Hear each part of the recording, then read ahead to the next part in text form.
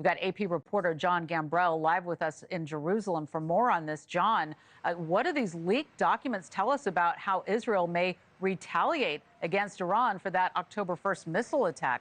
This sounds bad.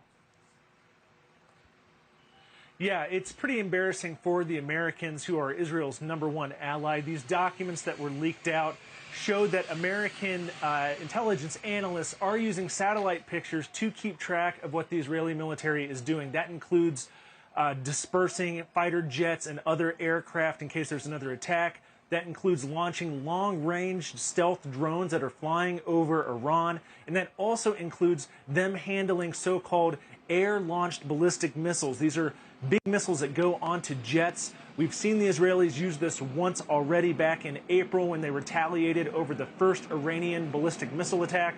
They launched one of these missiles into Isfahan in central Iran, hitting an air defense system.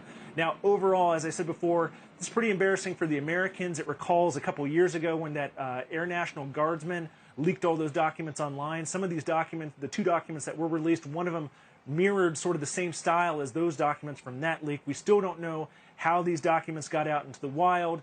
The Israelis, talking to the AP, say these documents are legitimate. And one thing to also note, they also bring up the fact that Israel's Jericho ballistic missiles, which would be the ones that would be used if Israel decided to use its undeclared nuclear weapons program, have not been handled while these analysts are watching. But again, pretty embarrassing for the Americans. Wow.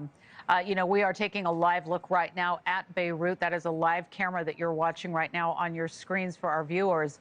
Today marks another intense day of fire between Israel and Hezbollah across the Lebanon border.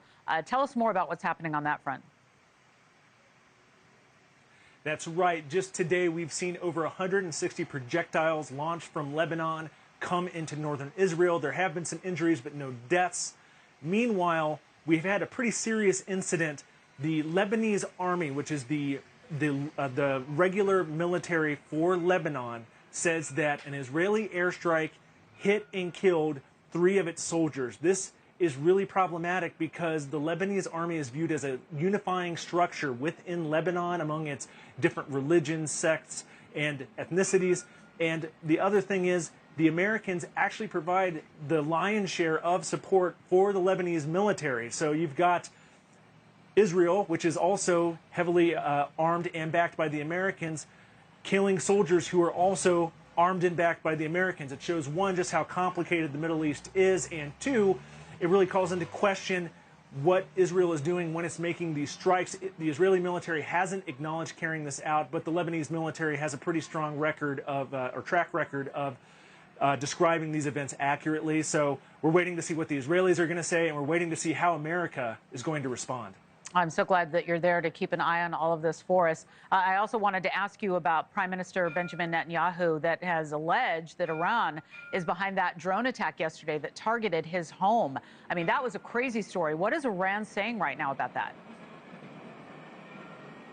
Yes, just overnight, Netanyahu came out with a statement directly saying and accusing Iran of trying to assassinate him. Now, the Iranians have come out. They say they did not launch this drone. They say that the Lebanese Shiite militia Hezbollah launched this drone. But interestingly enough, Hezbollah hasn't claimed this attack either. Now, we don't know why this is, but it also comes after Israel carried out an airstrike that killed the head of the Hezbollah. It comes after Israeli troops killed the head of Hamas in the Gaza Strip just a couple of days ago. It shows that Netanyahu is being viewed by these Iranian-backed militants possibly as a target. We've seen Yemen's Houthi rebels launch a ballistic missile once trying to target Netanyahu when he was coming back from a foreign trip. And it also just shows just how dangerous this situation is moving forward, and that Netanyahu remains a target. It just remains unclear who launched this drone, but the fact that it was able to infiltrate into Israel and strike a target so close or even at his home in Caesarea in northwest of where I am in Jerusalem just shows how dangerous these drones are and just how many risks remain as these Mideast wars go on. Laura? Yeah, I think that that story surprised a lot of people. Obviously, AP reporter Jon Gambrell, thank you so much for joining us today. Stay safe. We'll talk soon. Thank you.